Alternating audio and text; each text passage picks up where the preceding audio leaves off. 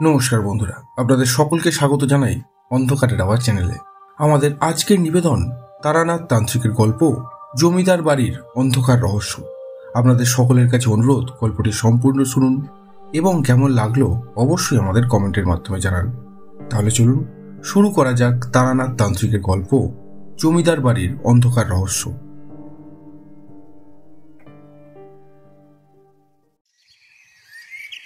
রবিবার এলেই যে তারানাথের বাড়ি গিয়ে প্রতিবার গল্প শুনেছি তা কিন্তু নয়।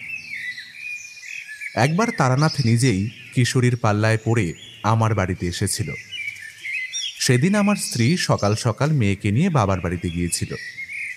ট্রামে তুলে দিতে গিয়েই কিশোরীর সাথে আমার দেখা হয় এবং সেখানেই ঠিক হয় এই পুরো ব্যাপারটা। দুপুরের খাবার খেয়ে খবরের কাগজটা নিয়ে বারান্দার থেকে বাইরের চলমান প্রকৃতি দেখছিলাম। এমন সময় হঠাৎ মনে হলো আমার মেয়ে আমায় ডাকল। পরক্ষণেই মাথায় এলো সে তো নেই, তবে হয়তো আমার চোখটা লেগে এসেছিল। কিন্তু তা কি করে হয়? আমি তো একটু আগেই, বলা ভালো 1 থেকে 2 সেকেন্ড আগেই রাস্তায় একজন ফুল বিক্রেতাকে দেখলাম এবং সে এখনো আমার বাড়ির সামনের রাস্তা পেরিয়ে যেতেও পারেনি হয়তো। মনের ভিতরে অবাধ কৌতূহল জমল। চেয়ার ছেড়ে উঠে গিয়েই দরজা খুললাম। তবে সত্যি বুঝতে পারিনি যে দরজার ওপারে এত বড় একটা চমক অপেক্ষা করছে আমার জন্য। আগের থেকে মানসিক প্রস্তুতি থাকলেও কিশোরী যে তারানাথকে নিয়ে ঠিক এই সময়ে দরজার অপর দিকে অপেক্ষা করছে, এটা সেই সময়ের মানসিক টানাপোড়েনের মধ্যে মেনে নেওয়া শক্ত। আমি ফ্যাল করে তাদের দিকে তাকিয়ে রয়েছি দেখে তারানাথ হেসে বলল, ওই যে তোমার ফুলওয়ালা, কিনবে নাকি ফুল? আমি অবাক হয়ে বললাম, না মানে আপনি কি জানেন এমন ছুটে এসে দরজা খোলার কারণ কি? জানি। কি করে? কিশোরী, তুমি কিছু বলছো না যে? তুমিও কি জানো কি হয়েছে? ধীরে ধীরে আরও অপ্রকৃতিস্থ হয়ে পড়ছি দেখে তারানাথ চোখের ইশারায় আমায় ভেতরে ঢোকার ইঙ্গিত করে পাশ কাটিয়ে ঘরে চলে এলো। কিশোরী আমার ঘাড়ে একটা চাপড় মেরে নিচু গলায় বলল, ঠাকুরমশাইয়ের এলেম আছে বলতে হবে। আজ ভদ্রলোককে চলতি পথেই বেশ উত্ত্যক্ত করে দিয়েছি। এসো, ভেতরে এসো। আরে ভায়া, আমি তো কিছুই বুঝতে পারছি না। আরে এসো।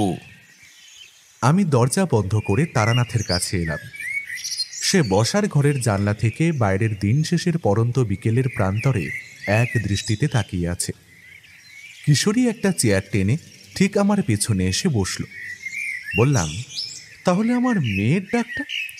তারানাথ একটা দীর্ঘ নিঃশ্বাস ছেড়ে বললে, মাঝে মাঝে মনে কিছু কথা ভেসে ওঠে, যা পরে গিয়ে মিলে যায়। আবার মানসিক শক্তি তোমাদের মধ্যে সঞ্চার করতে পারলে এসব বোঝানো আরো সহজ হতো। তবে এটুকু বলতে পারি, আজ তুমি যা যা শুনলে বা দেখলে ক্ষণিকের জন্য, খুব শীঘ্রই এমন কিছু তোমার অগোচরেই চকিতে সামনে চলে আসবে। মনে হবে এটা তো আমি আগে থেকেই জানি। কি মজার না ব্যাপারটা? কিন্তু আপনি ওর মনের প্রেক্ষাপটে এখন কি চলছে তা বুঝলেন কি করে? তন্ত্রবিদ্যায় এই বিদ্যাকে বলে মৌনচারণ। যদিও এর আরো অনেকগুলো দিক আছে, সে তোমরা বুঝবে না। যদি পারো আমার একখানা সিগারেট দাও তো। কিশোরী জিভ কেটে কোনো কথা না বলে এক দৌড়ে বেরিয়ে গেল বাইরে। কিন্তু 3 কাপ চা করে নিয়ে আসতে আমার তার ফিরে আসার থেকেও বেশি সময় লাগলো। ততক্ষণে তারানাথ সিগারেটের শেষ টানটুকু দিয়ে চেয়ারে বসে দেওয়ালে ঝোলানো একটা ছবির দিকে এক মনে তাকিয়ে আছে। আমি মাঝের ছোট টেবিলটার উপর চায়ের কাপ নামিয়ে রেখে বললাম, ওটা আমাদের গ্রামের একটি জমিদার বাড়ির দুর্গাপুজোর চালচিত্র। ও বাড়ির কুলচিত্রকর আমার বাবার বন্ধু ছিলেন, তাকে দিয়েই এটা আঁকিয়ে নেওয়া। কি সুন্দর বলুন। হ্যাঁ? তারানাথ চোখ বুজে মাথা ঝুঁকিয়ে কি যেন ভাবলো এক মনে, তারপর বলল, হয়তো এই কাহিনীটা তোমাদের স্মৃতি সংগৃহীত হবে বলেই অপেক্ষা করছিল। না হলে এভাবে দুয়ে দুয়ে এক হয়ে যাওয়ার কথা তো নয়। কিশোরী ধোয়া ওঠা চায়ের কাপে একটা ছোট্ট চুমুক দিয়ে বলল, দুয়ে দুয়ে এক বলতে? তার মধ্যে একটি চলচ্চিত্রের ছবি আর অন্যটা? অন্যটা হলো মৌনচারণ। সে এক ভয়াবহ ঘটনা হে।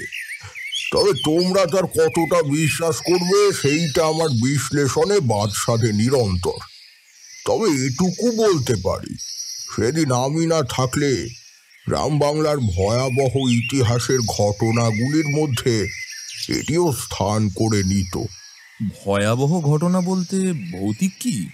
তারানাথ নাবাচক মাথা নেড়ে বলল, ভয়াবহ ঘটনা হলেই কি সেখানে ভূত থাকতে হবে নাকি? কোনো একজন যদি শত শত মানুষের সামনে হঠাৎ কারুর বুকে ধারালো ত্রিশূল বিধিয়ে দেয়, তবে কি সে ঘটনা ভয়াবহ নয়? শত শত মানুষের সম্মুখে খুন? কি বিশ্বাস হচ্ছে না, তাই তো? তবে বলি শোনো। তখন আমার তন্ত্র সাধনার মধ্যপথ মধুসুন্দরী দেবীর সাক্ষাৎ পেয়েছি বেশ কয়েক বছর হয়ে গেছে। তবুও বলতে বাধা নেই, অমোঘ প্রেমের টানে মাঝে মধ্যেই বরাকর নদীর তীরের শাল বনে এসে আমি বসে থাকতাম ঘন্টার পর ঘন্টা। কেন জানি না মনে হতো দেবী আমার আশেপাশেই কোথাও আছেন, নেপথ্য থেকে আমায় দেখছেন। হয়তো ঠিকই কোনো এক সময় আমার হৃদয় বিহ্বলতা দেখে উনি আমায় দেখা দেবেন।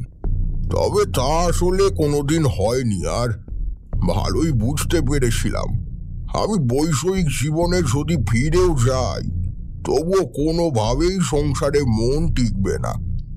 বাড়ির থেকে তখন আমার জন্য পাত্রী দেখা চলছে। মাঝে মাঝেই গ্রামের রমেন মাস্টার আমাদের বাড়িতে এসে বাবার সাথে গল্প করে যেতেন। ভদ্রলোকের বেজায় পান খাওয়ার বাতিক, যে গল্প বেশিরভাগই আমার অতি দ্রুত বিবাহের ব্যবস্থা সংক্রান্ত হয়ে থাকত। একদিন দুপুরে শাপলার টক দিয়ে গরম গরম ভাত খেয়ে দাওয়া এসে বসেছি। ঠিক সেই সময় এই রমেন মাস্টার এলেন। ঠোঁটের কোণ থেকে পানের পিক মুছে বললেন, তাহলে ও বাবাকে বলো আগামী দিন 10 আমি আর আসবো না। শ্বশুরবাড়ির দিকে যাচ্ছি, ওখানে থেকে একটা খবর নিয়ে তারপর ফিরবো, কেমন? আমি মাথা নেড়ে সায় দিলাম। আর খবর বলতে উনি সেখানে গিয়েও আমার জন্য কন্যা প্রস্তুত করতে ব্যস্ত থাকবেন, এটি উনি বলতে চাইলেন। তা আশা করি তোমরাও বুঝতে পারছো। আপনার কি এই রমেন মাস্টারের দেখা মেয়ের সাথেই বিয়ে হয় অবশেষে? তা তো আর বলার অপেক্ষা থাকে না। তবে যে কারণে সে যাচ্ছে, সেই একই কারণে এই গল্পটিরও সৃষ্টি হয়েছে। চৈত্র মাস শেষ হবে এমন সময় গ্রামাঞ্চলে সাধারণত উৎসবের প্রস্তুতি চলে। নতুন বছরকে আপ্যায়ন করার আগে পুরনো ঘরদোর মেজে ঘষে আবার চলনসই করে তোলার চেষ্টা তো আছেই। তাছাড়াও ভিন গাঁয়ের থেকে ছোট ছোট বাদাম মিষ্টির দোকান এসে পয়লা বৈশাখের দিন 5 আগে থেকেই বসে পড়ত গ্রামের প্রান্তে কৈখালির মাঠে। বিকেল হলেই সেখানে গ্রামবাসীর ঢল নামতো টানা 10 দিন। সেই সময় কেউ কেউ আতিথ্য গ্রহণ করতে চলে যায় নিজ নিজ নিকট আত্মীয়ের বাড়ি। আবার রামজয়পুরে অতিথি হয়ে আসতো অনেক অঞ্চলের মানুষ। এরকমই ভবেন ভট্টাচার্য নামের একজন ছিলেন আমাদের বাড়ির পাশের শ্রীহরি মল্লিকের জামাই। উনি প্রতিবারই নতুন বছরের পোশাক আশাক দিতে শ্বশুর বাড়িতে একদিনের জন্য আসতেন। এদিকে আমি যেখানেই থাকি না কেন, বছরের এই সময়টায় বাড়িতে ফিরতামই। এই সুবাদেই এই মানুষটির সাথে আমার পরিচয় ছিল 5 বছরের। সমবয়সী বন্ধুর মতোই সে আমার সঙ্গে মিশত এবং আমার ভবঘুরে জীবনের ব্যাপারেও তার যথেষ্ট কৌতূহল ছিল। সেদিন সকাল সকাল উঠে স্নান সেরে বাড়ির উঠোনে দাঁড়িয়ে সূর্য প্রণাম করছি, এমন সময় সে এলো। ভালোই হয়েছে স্নান সেরে নিয়েছো, ভাবছি তোমায় নিয়ে যাবো এক জায়গায়। আরে আমাদের ওখানে জমিদার বাড়ির এক বিরাট উৎসব হয়, বড় করে দেবী গন্ধেশ্বরীর পুজো হবে কাল। গ্রামের প্রত্যেকটা লোকের আরান্ধন নিমন্ত্রণ থাকে টানা 5 দিন। তুমিও চলো এবার আমার সাথে। যাবে করে যখন যেতেই পারো না, তখন একটা উৎসবের ফিকিরে গেলে অন্তত অমত প্রকাশ করবে না। মুখের উপর না করতে আমাদের মতো মানুষের সভ্যতায় বাধা পায়। তাছাড়াও মনে মনে এমনই ঠিক করেছিলাম কয়েকদিনের জন্য বেরিয়ে পড়ব বাইরে। বরাকর নদীর ধার থেকে আমায় তুলে এনেছিল বাড়ির লোক। তারপর থেকে আমিও তেমনভাবে গৃহহীন দিন কাটাইনি মাসের পর মাস। তবে এই ব্যাপারে অনুমতি পেয়ে গেলাম সহজেই। শ্রীহরি মল্লিকের জামাইয়ের নাম ডাক আমাদের অঞ্চলে খুবই হিতকর। এতক্ষণ পর্যন্ত সবই স্বাভাবিক ছিল। কাহিনীর সূত্রপাত হলো এবার। মন দিয়ে শোনো দুজনে। তারানাথ আবার একটা সিগারেট ধরালো। এক মুখ ধোয়ার রাশি পড়ন্ত বিকেলের ম্যারমারে আলোর মধ্যেও সাদা ফেনার মতো ঘন হয়ে কুণ্ডলি পাকিয়ে আমার সিলিংয়ে গিয়ে হারিয়ে যাচ্ছে। আমি আঙুলের ইশারায় 1 মিনিট সময় দাবি করে একটা মোমবাতি এনে জ্বালিয়ে রাখলাম আমাদের মাঝে। তারানাথ বলতে শুরু করলো, গ্রামটির নাম কুসুমবনী। আমার দেখা প্রথম এত ঘনবসতি পূর্ণ গ্রাম এটি। ভবেন ভট্টাচার্যের সঙ্গে হেঁটে চলেছি প্রায় মিনিট 10 ধরে। তবু একটা ফাঁকা জায়গা অথবা খোলা মাঠ জাতীয় কিছু চোখে পড়ল না। ভবেনকে প্রশ্ন করলাম, এই গ্রামের ছেলেমেয়েরা খেলাধুলো করে কোথায়? এখানে তো রাস্তা বাদে আর কোনো পা রাখার জায়গা দেখছি না হে। না না, তেমনটা নয়। আগে জায়গা জমি ফাঁকাই পড়েছিল। আমাদের অঞ্চলের জমিদার রামজীবন রায় পরম প্রজাভক্ত একজন মানুষ। তার সুনাম আশেপাশের অঞ্চলে এতটাই প্রকট যে অনেকেই এখানে এসে ঘর ভেদে দিব্যি চাষাবাদ করে খাচ্ছে। আরে চলোই না, গেলে সব বুঝতে পারবে। মনে মনে শ্রদ্ধা হলো ভূস্বামীর নিমিত্তে। বিষয় আশয় অগাধ আছে এমন মানুষের নামে সচরাচর সুপরিচয় পাওয়া যায় না। এই ধরনের মানুষ স্বভাবতই অর্থলোভী এবং প্রজা প্রতিকূল হয়। গ্রামের মানুষের কর্মতৎপরতা ও পরিচ্ছন্নতা যা চোখে পড়ল, তাতে তাদের মানসিক শান্তি ও স্বচ্ছন্দতার ভাব স্পষ্ট। আরো মিনিট 10 অতিক্রম করার পর গ্রামের রূপ সম্পূর্ণভাবে বদলে গেল। এখানে লোকালয় নেই বললেই চলে। রাস্তার দুপাশ থেকে ঘন শাল সেগুনের জঙ্গল চলে গেছে বেশ খানিকটা দূরে।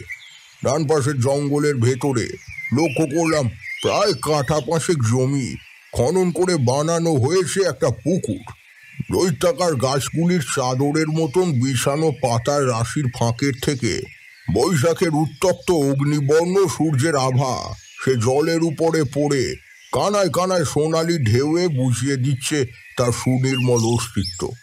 ভবেনকে প্রশ্ন করলাম, আচ্ছা, এত বড় পুকুর সদ্য কাটানো হয়েছে কেন হঠাৎ? ভবেন বলল, এটা জমিদার বাড়ির পুকুর। প্রতিমা বিসর্জনের সময় এই সময় প্রতিবারই কাটিয়ে নেওয়া হয়। সে একটা আলাদাই আনন্দ। এইটুকু বলতে পারি, এই দিন কটা তুমি ভুলতে পারবে না। সত্যি সেবারের এই যাত্রা আমি কোনোদিনও ভুলতে পারিনি।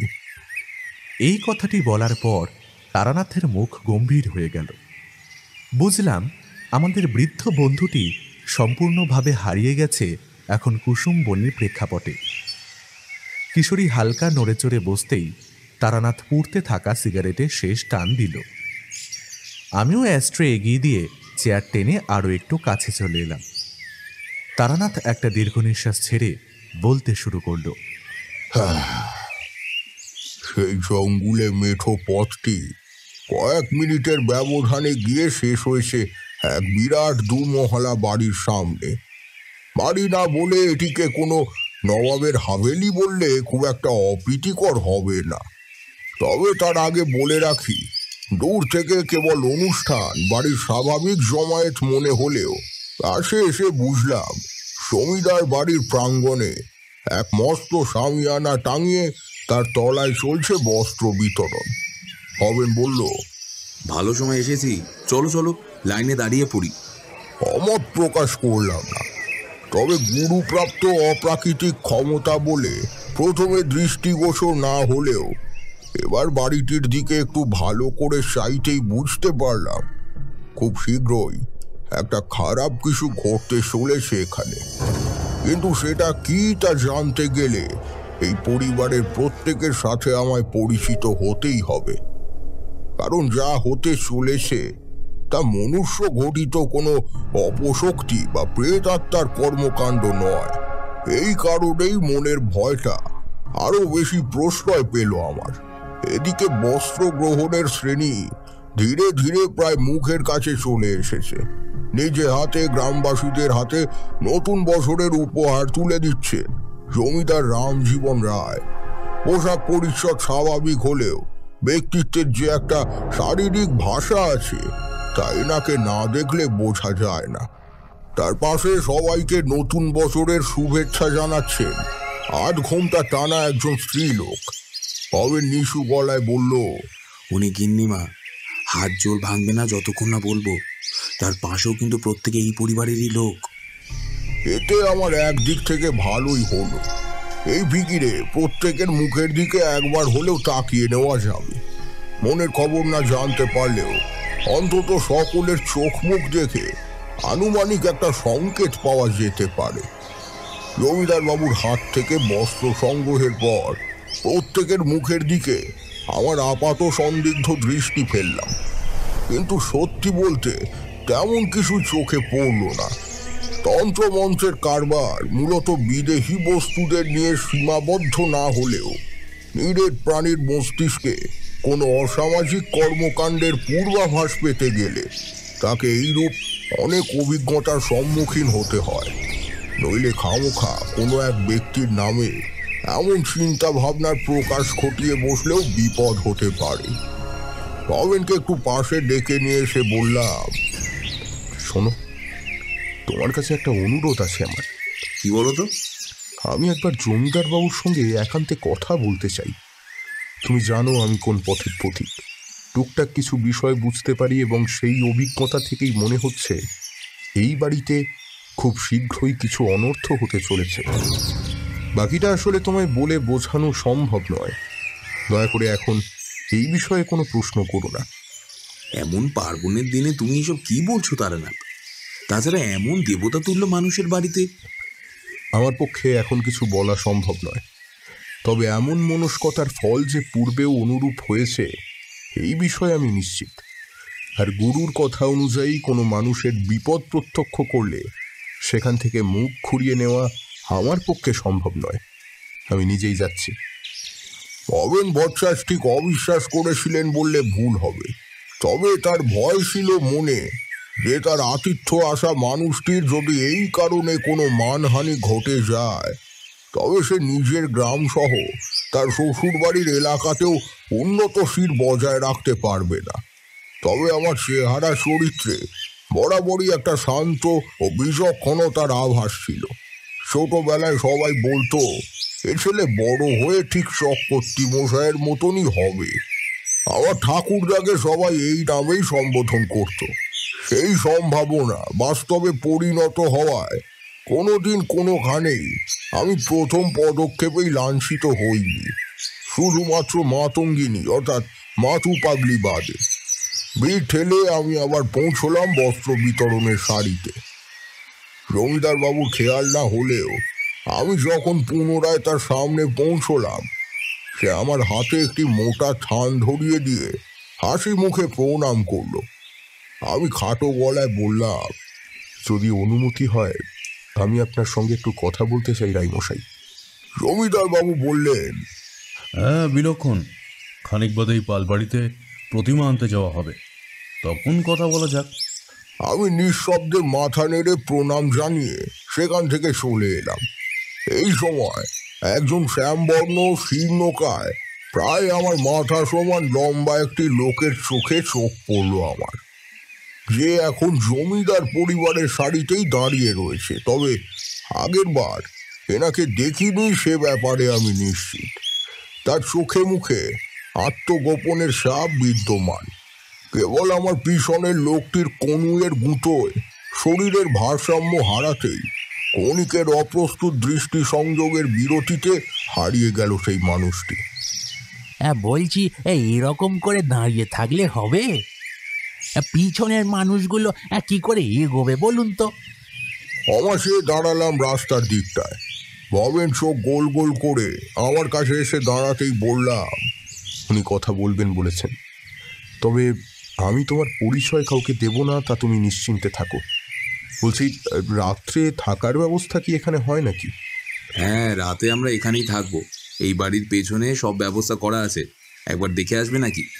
না, এখন দেখার দরকার নেই, তবে তোমায় কিছু ক্ষেত্রে আমার কাজে লাগতে পারে। আমায়? এমন অনেক জায়গা আছে যেখানে তুমি পৌঁছতে পারবে, কিন্তু আমি যেতে পারবো না। ঘটনাচক্রে যদি এমন পর্যায়ে আসে তবে আমায় তুমি সাহায্য করো। তবেন বৎসা অবুঝ হয়ে মাথা নাড়ালো। বস্ত্র বিতরণ পর্ব শেষ হতে হতে পশ্চিম দিগন্তে উষা লালচে হয়ে এলো।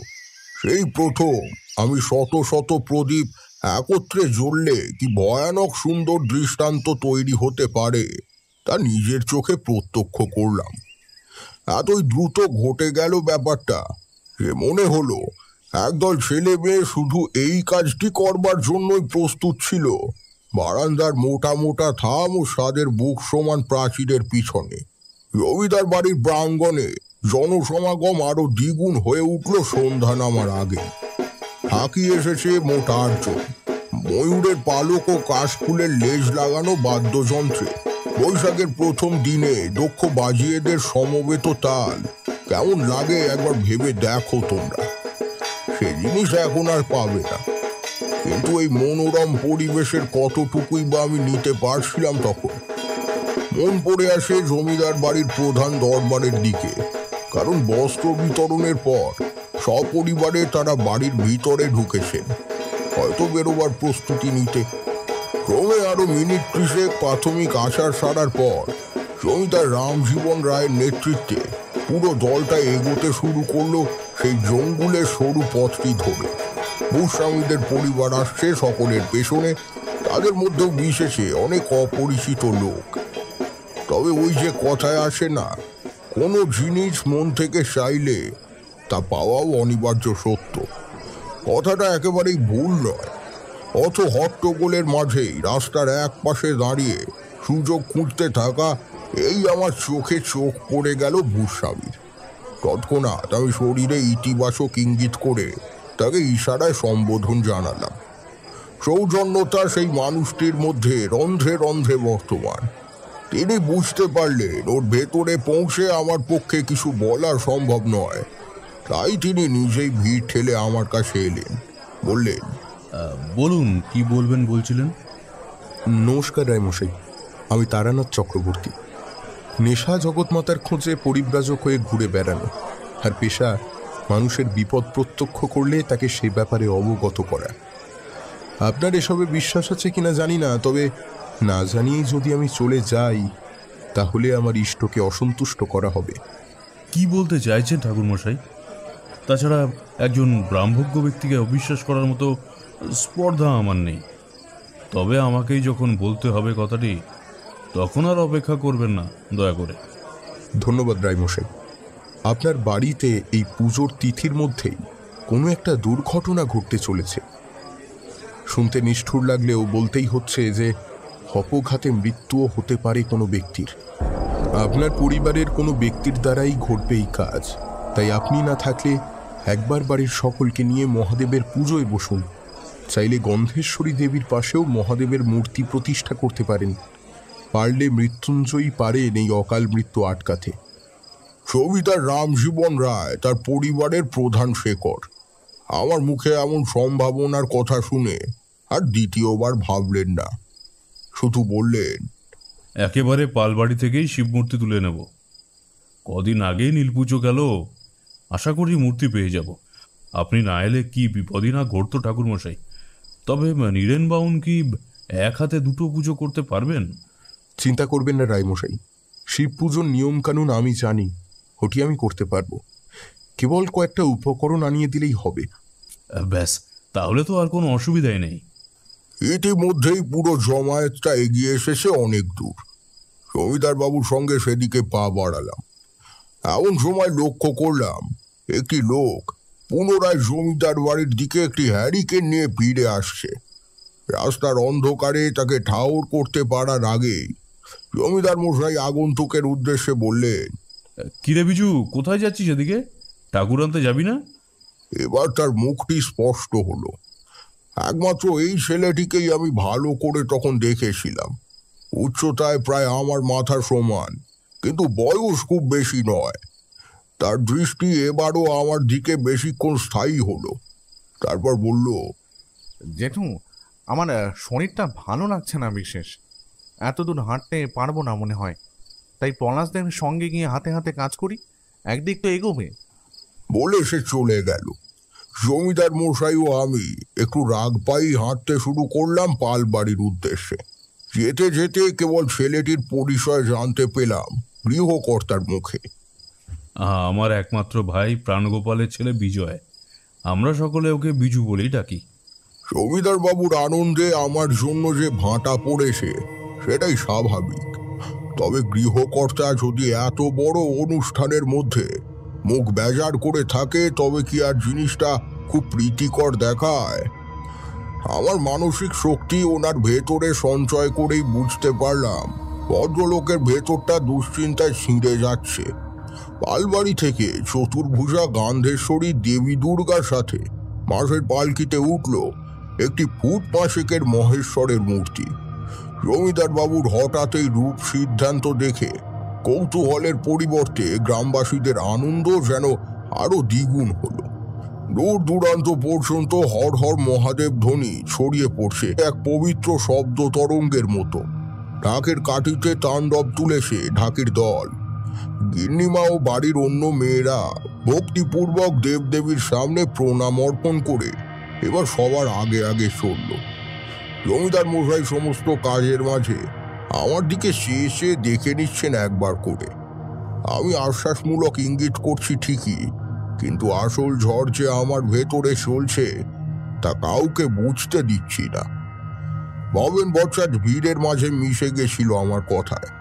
হঠাৎ পেছন থেকে এসে প্রশ্ন করলো, হঠাৎ শিব পুজো কেন? তুমি কি? হ্যাঁ, আমার কথাতেই এই পুজো হচ্ছে। তবে পুজোটুকু কেবল কোনো একজনকে বিব্রত করার জন্য। যে ক্ষতি করবে বলে সংকল্পবদ্ধ সে তার পরিকল্পনা পরিবর্তন করবে না। করলে আমার এমন মনে হতো না। দেখা যাক, পারলে কেবল মৃত্যুঞ্জয়ই পারবেন। এই একটু খুলে বলবে ব্যাপারটা কি? জানতে পারলে তোমাকেই আগে বলবো। বলে আমরা এগোলাম। এবার কিন্তু বাড়ির দিকে গেল না দলটা। জমিদার ভিটের কিছুটা আগে থেকে ডান দিকের জঙ্গল পেরিয়ে এক বিশাল প্রাঙ্গণে গিয়ে বাঁশের পালকি থেকে নামলো গান্ধেশ্বরী দেবী ও মহেশ্বর। কোমর সমান উঁচু করে বাঁধানো হয়েছে দেবী প্রতিষ্ঠার মঞ্চ। ঠিক তার পাশেই জোড়া ইঁটের বেদি করে বানানো হলো শিব উপনিবেশের আসন। উপাসার মেনে দেবীর প্রতিষ্ঠা সম্পূর্ণ হওয়ার পর জমিদার মশাই এক নামাবলী গায়ে দেওয়া বৃদ্ধকে নিয়ে আমার কাছে এলেন। বললেন, ইনি নিদেন ঠাকুর, আমাদের কুলপুরোহিত। আপনার সাথে ইনিও থাকবেন ঠাকুরমশাই। আপনারা প্রয়োজনীয় উপকরণের ব্যাপারে সব কথা বলে নিন, একেবারে সব আনিয়ে নেব। আমি যাই, আমার ছেলে বীরেন অলঙ্কার ভূষিত করবে মাকে। পাল এসেছেন চালচিত্র বেঁধে দিতে, আপনারাও দ্রুত চলে আসুন। এ কথা বলে উনি চলে যেতেই বৃদ্ধ বামুন আমায় বলল, এখানে মহাদেবের পুজোর কি দরকার বলতে পারো? কতদিন ধরে করছো পুজো টুজো? ক্ষমা করবেন ঠাকুর, যে দেবতার উল্লেখ যে কোনো পুজোয় অনিবার্য, সেখানে তার মূর্তি পুজো নিয়ে এত বিচলিত হবেন না। আমি একজন পথচারী মাত্র। আপনার গ্রামে থেকে আপনারই অন্যে ভাগ বসানোর ইচ্ছে আমার নেই।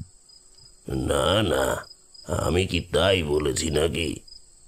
উপকরণ তো সব আমার জানাই আছে, আমি আনিয়ে নেব। এমন পুরোহিতদের কারণে ঈশ্বর রুষ্ট হয়ে আসছেন যুগের পর যুগ। ঈশ্বরে বিশ্বাস না রাখা আলাদা ব্যাপার, তবে শুধু ব্যবসার কারণে অসঙ্গত পুজো ক্রিয়া সারলে তাতে ভগবান অসন্তুষ্ট হন উদ্যোক্তাদের প্রতি। এতে বিপদ উপশমের থেকে বিপদের দ্বারস্থ হওয়ার পথই উন্মোচিত হয়। যাক সে কথা। মণ্ডপের সম্মুখে এগিয়ে গেলাম। দেখি এক বছর 25-এর যুবক একটি উঁচু কাঠের চেয়ারের উপরে দাঁড়িয়ে মায়ের শূন্য 4টি হাতে অস্ত্র স্থাপন করছে। মা দুর্গার এই গান্ধেশ্বরী রূপে ত্রিশূল দ্বারা নিধন করছেন গন্ধাসুরকে। বাকি 2টি হাতে পদ্ম ও গদা। অলঙ্কারগুলি জমিদারি পরম্পরায় ব্যবহার করে আসা হচ্ছে তা বেশ বোঝা যায়। ক্ষণিকের জন্য মানসিক দুশ্চিন্তা ভুলে মায়ের রূপে মুগ্ধ হয়ে হারিয়ে গিয়েছিলাম কোনো স্বর্গীয় পটভূমিতে। এমন সময় পেছনে একজনের ডাক শুনে প্রকৃতিস্থ হলাম। পেছন ফিরে দেখি একজন মধ্যবয়স্ক লোক রুকুটি করে আমার দিকে সপ্রশ্ন মুখে চেয়ে আসেন। পোশাক আশাকে আভিজাত্যের সাপ স্পষ্ট। প্রণাম করে বললাম, নমস্কার, আমার নাম তারানাথ চক্রবর্তী।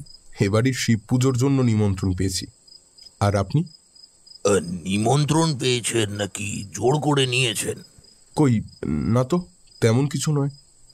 আমার চোখ কান সব সময় খোলা থাকে ঠাকুর মশাই। অযথা রায় পরিবারের আচার পরিবর্তন করতে যাবেন না, ঠিক আছে? পরগ্রামের অতিথি হয়ে এসেছেন, পুজো দেখুন, অন্নভোগ গ্রহণ করুন, যতদিন ইচ্ছে থাকুন। আসি, প্রণাম নেবেন। বলে উনি চলে গেলেন। আমি এক দৃষ্টিতে তার দিকে চেয়ে রইলাম। তার শাসনে আমি ভয় পাইনি, তবে এই সুস্থ জমিদার পরিবারের আড়ালে যে একটা ভয়াবহ হিংসা ও ষড়যন্ত্রের জাল তৈরি হয়েছে তা বেশ বুঝতে পারলাম। মৃত্যু ভয় আমি কোনোদিনও পাই না এবং নিজের মনেও সেরূপ আশঙ্কার ছায়া পড়েনি। তবুও দেহ বন্ধন করে রাখা ভালো, এই ভেবে পুজো মণ্ডপের পিছন দিকটায় ঘন অন্ধকারের মধ্যে নিজেকে মিশিয়ে নিলাম। রাত্রবন্ধনের ক্রিয়াচার সেরে ফিরতে যাব, এমন সময় লক্ষ্য করলাম একজন স্ত্রীলোক ওই পূজা মণ্ডপের দিকে হেঁটে এসে আমার থেকে অনতি দূরে সন্ধানী দৃষ্টি ফেলতে ফেলতে এসে দাঁড়ালো। নিচু গলায় ডাকলো, পলাশ, পলাশ, তুই কোথায় পলাশ? আবার কিছুক্ষণের জন্য সব চুপ। স্ত্রীলোকটি আর মিনিট পাঁচেক দাঁড়িয়ে থেকে ঘোমটা টেনে আবার ফিরে গেল আলোক রঞ্জিত পুজো মণ্ডপের দিকে। এবার বুঝতে পারলাম ইনি হলেন এই গ্রামের জমিদার রামজীবন রায়ের গিন্নি। একে একে রহস্যময় ঘটনা এবং চরিত্রের স্তর বেড়েই চলেছে আমার সম্মুখে। অস্থির হয়ে উঠলাম আসন্ন দুর্ঘটনার পরিণতি ও তার থেকে প্রতিকারের উপায় জানার জন্য। এমন সময় মাথায় এলো বরাকর নদী তীরের সেই দুর্গা প্রসন্ন গুরুজির কথা, যিনি আমার জীবনের প্রথম সদ্গুরু ছিলেন। অবাধ কৌতূহল নিয়ে তাকে আমি একবার প্রশ্ন করেছিলাম, ঠাকুর, মানুষের বা কোনো দৃশ্যপটের ভূত ভবিষ্যৎ জানতে গেলে কোন বিদ্যা আয়ত্ত করতে হয়? গুরুজি একটা রহস্যময় হাসি হেসে বলেছিলেন, সে অনেক কঠিন সাধনা তারানাথ। তুমি ভাবতেও পারবে না এই তন্ত্র সমাজে কত রকম অবিশ্বাস্য দিক আছে। ঠিক মতো নিয়ম মেনে করতে পারলে চন্দ্র দর্শন সম্ভব। তা মানুষ বা কোনো দৃশ্যপট সেই নিরিখে কিছুই নয়। আমি তোমায় কাল অবদ্ধকরণ শিখিয়ে দেব। এই বিদ্যায় তুমি যে স্থানে থাকবে তার নিকট ভবিষ্যতে প্রত্যক্ষ করতে পারবে। তবে মনে রেখো, যে ব্রহ্ম মুহূর্তে সেই কার্য চলবে তার সময় কালে, অর্থাৎ এই ভবিষ্যতের সময়সীমার মধ্যে ওই প্রেক্ষাপট যদি কোনো অমানবিক শক্তি বিরাজ করে, তবে তোমার বর্তমানে ফিরে আসার সাথে সাথেই সেও ফিরে আসবে। তাই এই প্রক্রিয়া করার সময় খুব সাবধানে থাকাটাই শ্রেয়। শোনো, কোনো নির্জন জঙ্গল বা শ্মশানে গিয়ে এই কাজ করতে হয়। এক কথায় সম্পূর্ণ প্রক্রিয়া শেষ না হওয়া পর্যন্ত যেন কোনো প্রকার বিঘ্ন না ঘটে। মনে মনে ভাবলাম এই কথাটা আমার আগে কেন মাথায় আসেনি। যদিও আমি এর আগে কখনো কাল আবদ্ধীকরণ করিনি, কিন্তু একজন মানুষের প্রাণ বাঁচানোর স্বার্থে যদি আমায় এই কাজ করতে হয় তবে তাই সই। যে স্থানে ছিলাম সেখান থেকেই আবার অভিমুখে মিশমিশে কালো আঁধারে ঢাকা বনানীর মধ্যে প্রবেশ করলাম। এখানে বলে রাখি, আকাশে পাতলা মেঘ থাকায় বৈশাখী পূর্ণিমার চাঁদ ম্লান হয়েছিল সে রাতে।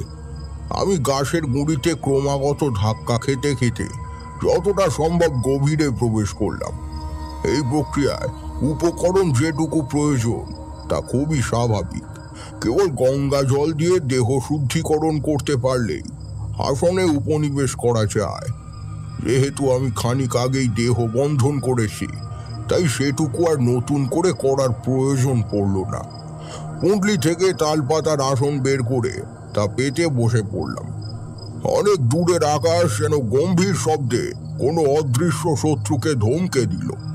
আমি চোখ বুজে গুরুজির শেখানো পদ্ধতি অনুযায়ী দুহাতের বৃদ্ধাঙ্গুলি নাকের ডগায় স্পর্শ করে তর্জনীতে তর্জনী ছুঁয়ে রাখলাম ললাটে। মিনিট 10 সব চুপ। মনোসংযোগ এমন পর্যায়ে পৌঁছে গেল যে নৈশ আর্তনাদ পর্যন্ত আমার কানে ঠাহর হচ্ছে না। ঠিক তার কতক্ষণ পর জানি না, আমার বন্ধ নেত্রের সামনে উন্মোচিত হলো এক বৃষ্টির দিনের প্রেক্ষাপট। তুমুল বৃষ্টি ভেদ করে জমিদার বাড়ির বিশাল অবয়বটা দেখতে পাচ্ছি। বর্ষাতি মাথায় দিয়ে গুটি কয়েক মানুষ মুখ কালো করে বের হচ্ছে জমিদার বাড়ি থেকে। তারা আমায় দেখতে পাবে না, কারণ আমার বিস্তার তখন অশরীরী। তবে কিছু যে একটা খারাপ ঘটে গেছে সেটুকু বেশ বুঝতে পারছি। পরক্ষণেই দেখলাম বাড়ি থেকে গোটা 3 দারোগা রায় মশাইয়ের সাথে কথা বলতে বলতে বের হচ্ছেন। একটু এগিয়ে গিয়ে শুনলাম জমিদার মশাই বলছেন, দেখুন দারোগাবাবু, ছেলেটা কাল ঠাকুর আনতে যাওয়া পর্যন্ত আমাদের সাথেই ছিল। প্রতিমা প্রতিষ্ঠা হলো পুজোর মাঠে, ঠিক ওই সময়ের আশেপাশ থেকেই আর থেকে খুঁজে পাওয়া যাচ্ছে না। তো রায়বাবু, নামটা কি যেন তার? পলাশ সাহা দারোগাবাবু, সম্পর্কে আমার শ্যালক। যত তাড়াতাড়ি পারবেন চেষ্টা করুন খুঁজে বার করবার। বুঝতেই তো পারছেন, বাড়িতে এত বড় একটা পুজো। ঠিক আছে, আমরা সাধ্যমতো চেষ্টা করছি। ঠিক তখনই আমার বর্তমান স্থূল শরীরে একটা অস্বস্তি বোধ করলাম। মনে হলো আর বেশিক্ষণ আমি সেই প্রেক্ষাপটে স্থির থাকতে পারবো না, এবং হলোও তাই। প্রবল ঝাঁকুনিতে আমি হঠাৎ কেঁপে উঠলাম। ঠিক তখনই অনুভব করলাম চিরসেনা পৃথিবীর বিপুল আকর্ষণে আমি ফিরে আসছি সেই কুসুমবটি গ্রামের জমিদার বাড়ির পার্শ্ববর্তী পুজো মণ্ডপের পেছনকার ঘন জঙ্গলে। চোখ খুলে দেখলাম ইতিমধ্যেই ফোঁটা ফোঁটা বৃষ্টি পড়তে শুরু করেছে।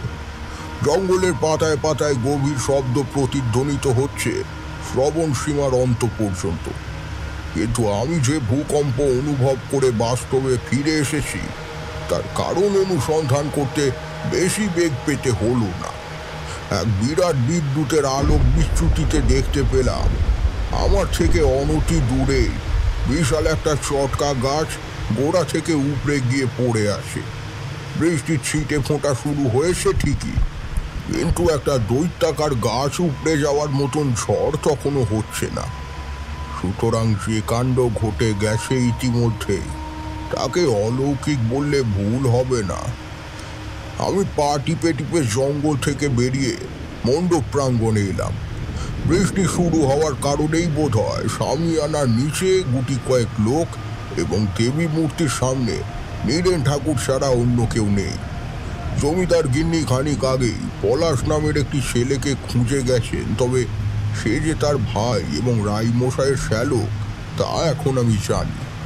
অর্থাৎ কাল পর্যন্ত তার খোঁজ পাওয়া যাবে না এবং থানা পুলিশ পর্যন্ত হয়ে যাবে আগামীকাল। মনে ভয় হলো, তবে কি যে অশুভ ঘটনার কথা আমি জমিদার বাবুকে বলেছিলাম সেটা কি পুজো শুরুর আগেই ঘটে গেল এই বাড়িতে? রাগ পায়ে ছুটলাম জমিদার ভিটের দিকে। আমায় অনেকক্ষণ ধরে খুঁজে না পেয়ে ভবেন ভট্টাচার্য অস্থির হয়ে পড়েছে। দেখলাম জঙ্গলের পথ ধরে সে এগিয়ে আসছে আবার পুজো মণ্ডপের দিকে। মাথায় মস্ত একটি কচু পাতা। আমার সামনে এসে বেশ একটু ধমক দিয়েই সে বললে, কি ব্যাপার বলো তো বাপু, ওদিকে জমিদারের শালাকে খুঁজে পাওয়া যাচ্ছে না, আর এদিকে তুমি। তবুও ভালো আমি তোমার কথা তুলিনি, নইলে না এক্ষুনি হুলস্থুল কাণ্ড বেঁধেছে তো। আরে আমি তো বৃষ্টি দেখে ওই মণ্ডপের পিছন দিকটায় দাঁড়িয়েছিলাম। জমিদারের শালার হঠাৎ কি হলো? কি জানে, সে নাকি ঠাকুর নয়, আসার পরেও থেকেও সে উধাও। ছেলেটা খুব ভালো গো, নাম পলাশ। মনের ভেতর তখন আমার অপরিসীম চিন্তার রশ্মি ছুটে চলেছে। ছেলেটি গেল কোথায় হঠাৎ করে? জমিদার বাড়িতে লোকজন যা যাতায়াত করছে সবার মুখেই এক কথা। রায়মশাই আমায় দেখতে পেয়ে দ্রুত পায়ে এগিয়ে এলেন, বললেন, কি বিপদ বলুন তো ঠাকুর মশাই। হ্যাঁ, শালককে হঠাৎ খুঁজে পাওয়া যাচ্ছে না। পুজো ঘন্টার দিন, এরকম ঘটনা কি শুভ বলুন তো? তাকে শেষকে দেখেছে বলতে পারবেন? আমার ছেলেই দেখেছে ওকে শেষবার ওই পুজো মণ্ডপের পেছনের জঙ্গলের দিকে যেতে, আর ফেরেনি। তারপর এদিকে বিজু বলছে ঘন্টাখানেক আগে নাকি সে বাড়িতে এসেছিল। অবাক হলাম জমিদার বাবুর কথা শুনে। যে ছেলেকে বাড়ির কেউ ঘন্টাখানেক আগেও দেখেছে সে গেল কোথায় প্রশ্ন করলাম। আচ্ছা, বিজু কোথায়? ওই ওই দোতলায় ওর ঘরে। আসলে ঠাকুরমশাই ও একটু বাচ্চা গোছের তো, তাই ওর কথা কেউ তেমন ভরসা করে না। বেচারার একটু মানসিক সমস্যা আছে। সত্যি বলতে এই কথাটি আমি বুঝতে পারিনি। পাশের থেকে ভবের মাথায় শুকিয়ে বলে দিল, ওর বয়স অনুযায়ী ওর মাথার বুদ্ধির বিকাশ ঘটেনি, এখনো ফুল ফল পাখিদের সাথে কথা বলে। এবার বুঝলাম ব্যাপারটা। একটু চিন্তা করেই বললাম, আমি তার সাথে একটিবার দেখা করতে চাই, সেটা কি সম্ভব? কেন নয় ঠাকুরমশাই, আসুন, আমার সাথে আসুন। না, আপনারা কেউ নয়, আমি একা যাব। এমন সময় প্রাণগোপাল রায় মানে জমিদারের ছোট ভাই তার পূর্ব পরিচিত স্বরে বলল, আমি কাউকেই আমার ছেলের সাথে দেখা করতে দেব না। আর দাদা, আপনি এইসব ভণ্ড লোকেদের বাড়িতে ঢুকতে দেন কেন বলুন তো? প্রাণ, ভদ্রভাবে কথা বলো। উনি একজন ব্রাহ্মণ সন্তান, আর তাছাড়া উনি তো আগের থেকে বলেছিলেন যে বাড়িতে কিছু একটা গণ্ডগোল হবে। এর মধ্যে দয়া করে আর ঝামেলা বাড়িও না। ঠাকুরমশাই, আপনি উপরের একদম পশ্চিমের ঘরটা চলে যান, ওটাই বিজুর ঘর। লজ্জা জিনিসটাকে এমন সময় প্রশ্রয় দেওয়া উচিত হবে না ভেবেই আমি জমিদার বাবুর কথা মতো অন্দরমহল বৈঠক ঘর পেরিয়ে দোতলা সিঁড়ি ধরলাম। সত্যি বলতে আমি তখনও বুঝতে পারিনি যে নিজের অজান্তে কত বড় ভুলই না করে ফেলেছি আমি।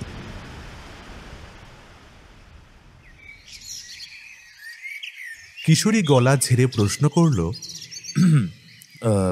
আপনি এর মধ্যে আবার কি ভুল করলেন?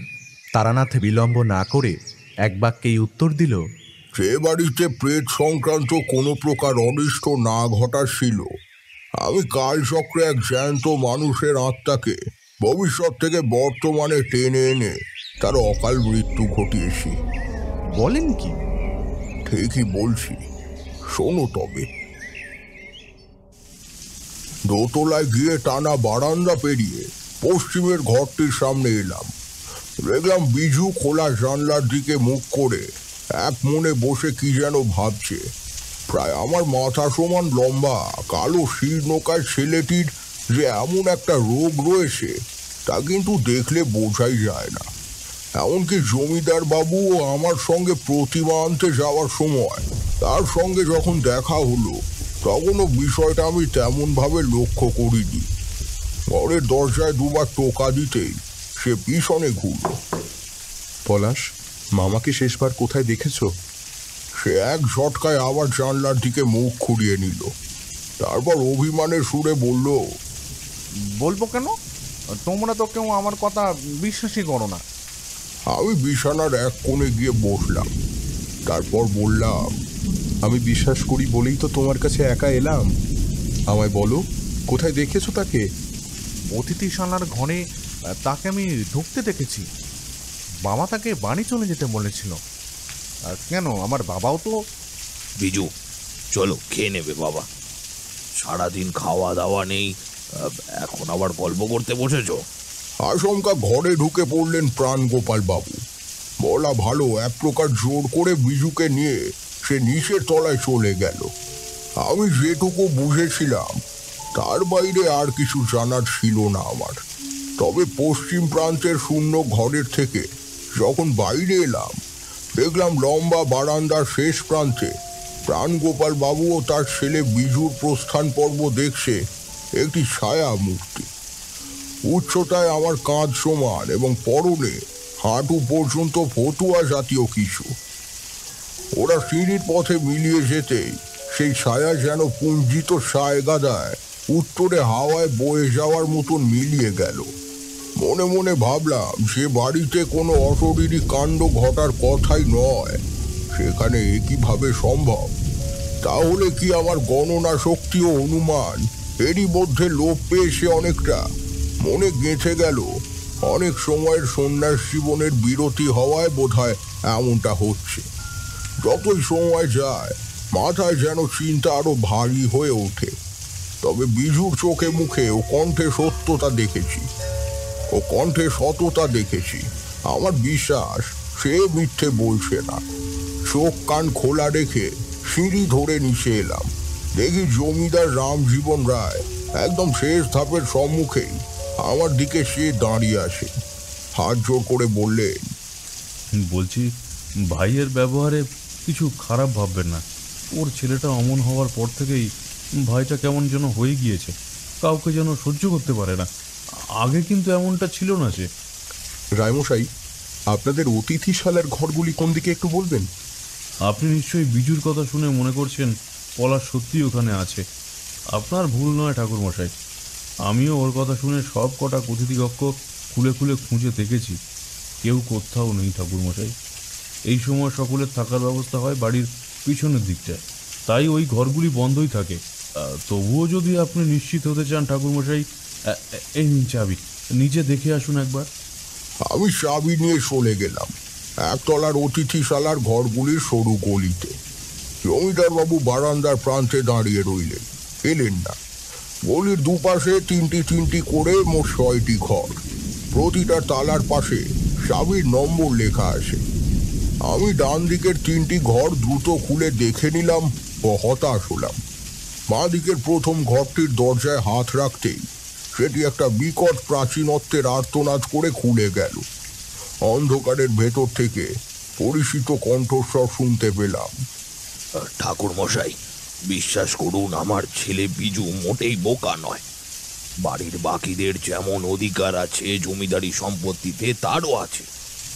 তবে তবে আমি আপনার কাছে স্বীকার করছি, পলাশকে আমি এই ঘরে ঢুকতে দেখেছিলাম। বীরেন তাকে যথেষ্ট কুচ্ছা করত। এমনকি কালকেও প্রতিমার চালচিত্র পালের সঙ্গে ধরে যখন পলাশ তুলছিল, তখন মায়ের হাতে অস্ত্র ভূষিত করেছিল দাদার ছেলে বীরেন। আমি পাশেই ত্রিশূল ধরে দাঁড়িয়েছিলাম তার হাতে তুলে দেওয়ার জন্য। সে সময় দাঁত মিটিয়ে বীরেন পলাশকে বলল, তুমি এখানে কেন এসেছো মামা? নিজের মাকে খেয়েছো, এবার জামাইবাবুর সম্পত্তির ভাগ নেবার জন্য এসেছো? ভালো চাও তো এক্ষুনি কুসুমবনি থেকে চলে যাও, নইলে কিন্তু খুব খারাপ হবে। এইটুকু বয়সে তার মনে এমন হিংসার জন্ম নিয়েছে দেখে ভয় হলো মনে। ওদিকে বস্ত্র বিতরণের সময় আপনি বিজুর দিকে কেমনভাবে তাকিয়েছিলেন, তারপর প্রতিমা আনতে যাওয়ার সময় দাদার সাথে কি যেন আলোচনা করছিলেন। অভাগা বাবার মন, বুঝতেই তো পারছেন। মন বলল আপনিও বুঝি কোনো ষড়যন্ত্র করেছেন আমার ছেলের বিরুদ্ধে। তবে তবে সত্যি বলছি ঠাকুর মশাই, ওর মনে কোনো প্যাঁচ নেই। আমার মন বলছে ঠাকুর মশাই, আমার মন বলছে পলাশ ওর বাড়িতে ফিরে গেছে। এমন অপমান সে সহ্য করতে পারেনি ঠাকুর মশাই। এমনকি আমিও তাকে বলেছি, কেন মিছে মিছে অপমান সহ্য করার জন্য পড়ে আছিস? সে বলল, দাদাবাবু, আমার ভাগনা আমায় খুনের হুমকি দিয়েছে। সে মনে করে আমি অর্থলোভী ছোট মানুষ। আজ ওর মধ্যে এমন চিন্তা ভাবনার জন্ম নিয়েছে যখন, এই বাড়িতে আমি আর আসবো না। তবে বিজুকে একটু সাবধানে রাখবেন। বলতে খারাপ লাগলেও এরকম কূটনৈতিক মস্তিষ্কধারী ছেলের নজর যে আপনার ছেলের দিকেও রয়েছে, এই ব্যাপারে কি আর কোনো প্রশ্ন থাকে বলুন? আমার আর বেঁচে কি হবে বলুন তো? আমি দিদির কাছে এসেছিলাম একটা কাজবাজের মধ্যে, যদি আপনারা ঢুকিয়ে দিতেন। এক কথায় খুব কষ্ট পেয়েই সে বেরিয়ে গেল বাড়ি থেকে। তখন সকলে মণ্ডপে, আর আমি এতক্ষণ ব্যাপারটা চেপে রেখেছি বীরেনের জন্য। হাজার হলেও এই কথা যদি আমি বলি, ওই ছেলে আমার ছেলেরও কোনো ক্ষতি করে দিতে পারে। কাজে কাজে বাইরে থাকি, স্ত্রী গত হয়েছে আজ বেশ কয়েক বছর হয়ে গেল। কি করব ঠাকুর মশাই, আপনি বলুন তো দেখি। সমস্তটা শুনে মনটা বেজায় খারাপ হয়ে গেল আমার। জমিদারের মতো মানুষের ছেলের এমন মনের অবস্থা। তবে কি যে ছায়া আমি দেখেছি তা। আচ্ছা, পলাশের পোশাক আজ কি ছিল বলতে পারবেন, বা তার উচ্চতা? প্রাণগোপাল একটু ভেবে বললেন, একটা হাঁটু পর্যন্ত ফতুয়া পড়েছিল আজ, আর লম্বায় প্রায় আমার কাঁধ সমান। আমি প্রাণগোপালের সঙ্গে আমার উচ্চতার বৈষম্য দেখালাম। আমরা দুজনই সম্পূর্ণ মাথায় মাথায়, অর্থাৎ যে ছায়া আমি দেখেছি তা পলাশেরই, এ বিষয়ে কোনো সন্দেহ নেই। তার পোশাকের বর্ণনাতেও হুবহু মিল রয়েছে। তৎক্ষণাৎ মাথায় এলো গুরুজির বলে দেওয়া কথাটি। কাল আপত্তিকরণ প্রক্রিয়া কালে তোমার সামনে পর্যবেক্ষিত পটভূমির মধ্যে যদি কোনো অশরীরের আবির্ভাব ঘটে থাকে, তবে সে তোমার প্রক্রিয়ায় বাধা পড়লে একই সঙ্গে বর্তমানে ফিরে আসতে পারে। অর্থাৎ পলাশ হয়তো এখন আর বেঁচে নেই, অথবা রাতের মধ্যেই সে মারা যাবে। নইলে আগামীকাল সকলের যে দৃষ্টান্ত আমি আগে থেকেই দেখেছি, তাতে তার আত্মা বিচরণ করা সম্ভব নয়। সে ভবিষ্যতে থেকে আবার ভগ্ন প্রক্রিয়াকরণের ফলে বর্তমানে চলে এসেছে ঠিকই, তবে এটাও তো হতে পারে যে সে এখনো মারা যায়নি। আগমতন্ত্রের জ্ঞান থাকলে প্রকৃতির নিয়মকেও বদলে দেওয়া যায়, তা তো আমাদের আগেই বলেছি। মাথায় এলো যদি এখনো সে জীবিত থাকে, তবে আমি তাকে মরতে দেব না, বরং পুনরায় এই আত্মাকে নিয়েই ফিরবো তার স্থূল দেহে। প্রাণগোপালকে বললাম, আচ্ছা, আমায় কিছুটা সাদা সর্ষে জোগাড় করে দিতে পারেন? সে বিনা বাক্য ব্যয়ে 5 মিনিটের মধ্যেই আমায় এক মুঠো সাদা সর্ষে এনে দিয়ে বলল, ঠাকুর মশাই, আপনি যেটা ভালো মনে করেন সেটাই করুন, তবে দেখবেন দয়া করে আমার মা মরা ছেলেটার যেন কোনো রকম ক্ষতি না হয়। চিন্তা করবেন না প্রাণগোপাল বাবু, বিজুর মতো ছেলে এই ঘৃণ্য জগৎ সংসারের গর্ব। আপনি অনেক ভাগ্যবান একজন পিতা। এখন আর দেরি করলে আমার চলবে না, আমি আসি। আমি জমিদার বাড়ির বাইরে এসে মুঠো হাতটি কপালে শুয়ে তাতে অশরীরী অবদ্ধকরণ বীজ মন্ত্র দিলাম। তারপর এক মুঠো সর্ষে অল্প অল্প করে ফেলতে ফেলতে গোটা বাড়িটার চারদিকে ঘুরে যখন আবার পূর্বস্থানে ফিরে এলাম, দেখলাম সেই ছায়ামূর্তি আমার থেকে খানিক বিলম্বে স্থির দৃষ্টিতে আমার দিকে তাকিয়ে আছে। কোনো ভৌতিক অবয়ব বলতে আমরা যা বুঝি এটা ঠিক তেমনটা নয়। তার কেবল শরীরটাই বিলীয়মান ছায়ার মতন, চেহারায় কিন্তু একদম একটি সাধারণ মানুষের মতো তার শারীরিক ভাষা। সে এখন আমার আদেশের অপেক্ষারত। বললাম, তোমার স্থূল দেহের কাছে আমায় নিয়ে চলো। সে হাত তুলে আমায় পেছনে ফেলে আসা রাস্তার দিকে ইশারা করল। আমি সময় নষ্ট না করে সেদিকে এগোতে শুরু করলাম। আকাশ তখন আরো গম্ভীর হয়ে গেছে। পাতা ডোবানো বৃষ্টিতে ব্যাঙ ডাকছে গলা ছিঁড়ে। ঝিঝি পোকার দল বৃষ্টির শব্দের সাথে তাল মেলাতে না পেরেই বোধহয় চুপ করেছে। হঠাৎ আমার ডান দিকে জঙ্গলের ভেতরকার কোনো স্থান থেকে কোনো মানুষের হাঁটা চলা করার শব্দ আসছে বলে মনে হলো। যতই মেঘ থাকুক না কেন, ঢেকে রাখা পূর্ণিমার আলো যেন প্রাণপণ চেষ্টা করে নিজেকে তবুও প্রকাশ করতে চায় সে রাতে। এই কারণেই একটু কিছুক্ষণ একদিকে চেয়ে রইলেই স্পষ্ট না হলেও দেখা যায় বস্তুর উপস্থিতি। ঠিক তেমনই দৃষ্টিশক্তির ওপরে চাপ দিয়েই আবিষ্কার করলাম একটা মনুষ্য অবয়বকে, যে হাতে একটা দড়ি জাতীয় কিছু নিয়ে রুদ্ধশ্বাসে হেঁটে চলেছে। অনুমান করা শক্ত নয়, এই সেই পলাশ, আর ভবিষ্যৎ আমায় তার বর্তমানকে খুঁজে দিতে সাহায্য করল। হাঁক দিলাম, পলাশ, পলাশ, তুমি ভুল সিদ্ধান্ত নিচ্ছ। একটিবার আমার কথাগুলি। এমন সময় বিভৎস চিৎকারে জঙ্গল ম করে উঠল। মনে হলো কোনো মানুষকে হঠাৎ আবডাল থেকে আঘাত করে তাকে মৃত্যু যন্ত্রণা দেওয়া হয়েছে। দৌড় দিলাম শব্দ লক্ষ্য করে। শুনতে পেলাম কেউ পৈশাচিক ইঙ্গিতে হাঁপাতে হাঁপাতে বলছে, আয় আয়, তোমাকে শেষ করবো রে ভণ্ড ঠাকুর। অনেক অনেক মিনমিনে সমালোচনা করেছিস, আর না, আর মায়ে বললাম চলে যেতে, আর তুমি কাকার কাছে আবার নালিশ করতে গেলে। কি ভেবেছ কোনো দিকে আমার নজর থাকে না, না? এবার এবার যাও, যত সম্পত্তি তুমি চাও তোমায় দিয়ে গেলাম। জমিদার পুত্রের এই নৃশংস রূপ দেখে আমার পায়ের তলা থেকে তখন মাটি সরে যাওয়ার জোগাড়। মহাকালে স্তরে স্তরে সঞ্চয় করে রাখা বিধির অখণ্ড বিধানের মায়ায় সেদিন আমার চোখের সামনে চলে গেল একটি নিষ্পাপ মানুষের প্রাণ। হয়তো আমি সেদিন তাকে আত্মহত্যার হাত থেকে বাঁচাতে পারতাম, তবে নিঃসংশয় বাস্তবটায় যে আরও একটি পিশাচরূপী মনুষ্যের হস্তক্ষেপ রয়েছে তার আঁচ আমি বিন্দু মাত্র আগেও পাইনি। তারানাথ চুপ করল। বললাম, জমিদারের ছেলের কোনো শাস্তি হয়নি? তারানাথ এক মনে আবার জানলা দিয়ে বাইরের দিকে চেয়ে রইল। আমি বললাম, ঠাকুরমশাই? হ্যাঁ হ্যাঁ হ্যাঁ হ্যাঁ হ্যাঁ হয়েছিল। একটু বিস্তারে বলি। আমি সেদিন জীবন ভয়ে নয়, একটি অন্য কারণেই সেখান থেকে পালিয়ে এসেছিলাম। চেয়েছিলাম ব্যাপারটা সম্পূর্ণ চেপে যাক বীরেন, হয়েছিল তাই।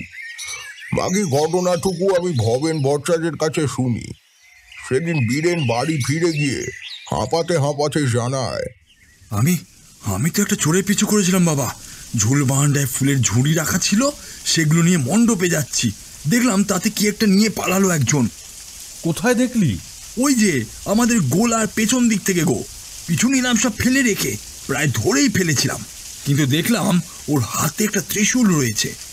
আমার মনে হয় ও ওই বৈঠক ঘরের থেকে পুরনো ত্রিশূলটা আমরা বাদ দিয়ে দিয়েছি, সেইটিকে সোনার অস্ত্র ভেবে নিয়ে পালিয়েছে। বারবার বলেছি বাবা, এখন মানুষজনকে এত বিশ্বাস করবেন না। জমিদার বাবু তার ছেলেকে সাবাসি দিয়ে বলেছিলেন, সত্যি আমার ছেলেটা খুব বাহাদুর হয়েছে, সাব্বাস বীরেন। জমিদারও বৈঠক ঘরে গিয়ে দেখে সত্যি নির্দিষ্ট ত্রিশূলটি নেই। পরদিন সকালের দৃষ্টান্ত তোমাদের চেনা। তুমুল বৃষ্টি, তার সাথে বাড়ি ভর্তি পুলিশ। পলাশকে খুঁজে পাওয়া যাচ্ছে না বলে এদিক ওদিক সাড়া পড়ে গেল। জমিদার রামজীবন রায় ভাবলেন তার ভাই প্রাণগোপালের ব্যবহারে আমি খুব কষ্ট পেয়েই বোধহয় চলে গিয়েছি, তাই আমার অবর্তমানেই পুজো চলল। বীরেনের শাস্তি বা জঙ্গল থেকে পলাশের দেহ উদ্ধার কিছুই তো হলো না। তারানাথের ঠোঁটের কোণায় একটা রহস্যময় হাসি ফুটে উঠল। সে বলল, আমার বশীভূত পলাশের আত্মাটি টানা 5 দিন আমার সাথে সাথে ঘুরেছে পরবর্তী আদেশের অপেক্ষায়। জমিদার বাড়ির বিসর্জনের দিন আমি তাকে অন্তিম নির্দেশ দিই, বলে পাঠাই, তোমার এই অবস্থা যে কারণে হয়েছে তার বদলা তুমি চাইলে নিতে পারো পলাশ। ভবেন ভট্টাচার্য বলেছিল ঠাকুর বিসর্জন দিতে জলে নেমে জমিদারের ছেলে মারা গেছে। সেই রাতে এমনই ভয়ঙ্কর বৃষ্টি, তার উপর প্রায় 50-60 জনের জমায়েত একই স্থানে প্রতিমাকে কেন্দ্র করে। কখন তার মধ্যে থেকে পলাশ তার কার্যোদ্ধার করে নিয়েছে কেউ জানে না। গ্রামের লোকজন জলে খোঁজাখুঁজি করে 2টি দেহ উদ্ধার করে। এক হলো বীরেনের এবং অন্যটি হলো গলায় কলসি বাঁধা পলাশের। সুতরাং সেই রাতে পলাশকে জলে ফেলেই বীরেন বাড়িতে ফিরেছিল। কি হলো তো এবার পূর্ণ গল্পটি, তবে সব কাহিনীর সমাপ্তি শুভ নয়, তা একদিন পরে হবে।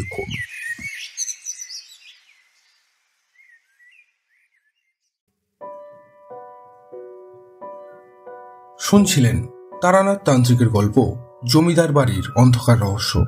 গল্পটি আপনাদের কেমন লাগলো অবশ্যই আমাদের কমেন্টের মাধ্যমে জানান। যদি ভালো লেগে থাকে তাহলে একটি লাইক করবেন এবং এইরকম আরও গল্প শুনতে সাবস্ক্রাইব করতে পারেন অন্ধকারের আওয়াজ। দেখা হবে পরবর্তী একটি ভিডিওতে। ততক্ষণের জন্য সবাই ভালো থাকুন, সুস্থ থাকুন। সকলকে অসংখ্য ধন্যবাদ।